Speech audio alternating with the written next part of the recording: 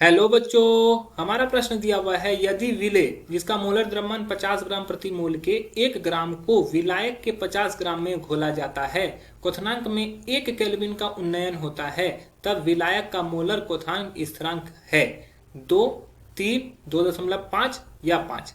तो चलिए इस प्रश्न को समझते हैं। तो यहाँ पर जो मुख्य अवधारणा इस्तेमाल हुआ है, ये मुख्य अवधारणा आता है हमें क्वथनांक के उन्नयन से। ठीक है, अनुसंख्यक गुणधर्म है क्वथनांक का उन्नयन।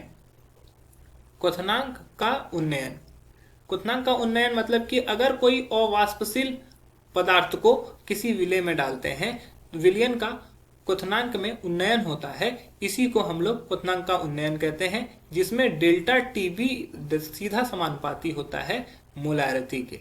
तो अगर डेल्टा टीबी सीधा समानुपाती है एम के मोललता के, तो डेल्टा टीबी को हम लोग क्या करेंगे, अगर सीधा समानुपाती का चिन्ह को हटाएंगे तो वहां पे कोई ना कोई स्थिरांक आएगा, इसी को बोलते हैं क्वथनांक, मोलर क्वथन स्थिरांक। ठीक है, यही केबी का वैल्यू हमें फाइंड करना है। अब प्रश्न में क्या क्या दिए हुए हैं हम लोग देख लेते हैं। यदि विलेय के 1 ग्राम को विलायक के 50 ग्राम में घोला जाता है, विलेय का द्रव्यमान मतलब कि WB जो है हमारे पास दिया हुआ है, WB 1 ग्राम दिया हुआ है, और विलायक का द्रव्यमान WA जो है वो 50 ग्राम दिया गया है। ठीक है, अब देखो मोलर द्रव्यमान भी दिया हुआ है विलेय का, तो विलेय का मोलर द्रव्यमान जिसको हम लोग MB मान लेते हैं, ठीक है, MB ये दिया हुआ है 50 ग्राम पर मोल। इसके अलावा हम लोग को दिया हुआ है डेल्टा टीबी का वैल्यू 1 केल्विन।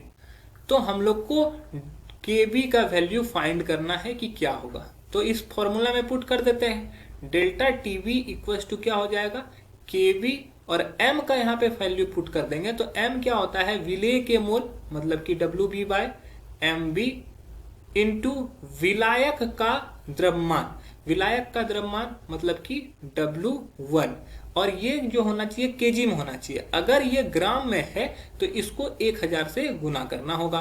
तो ये हमारा फॉर्मूला आ गया।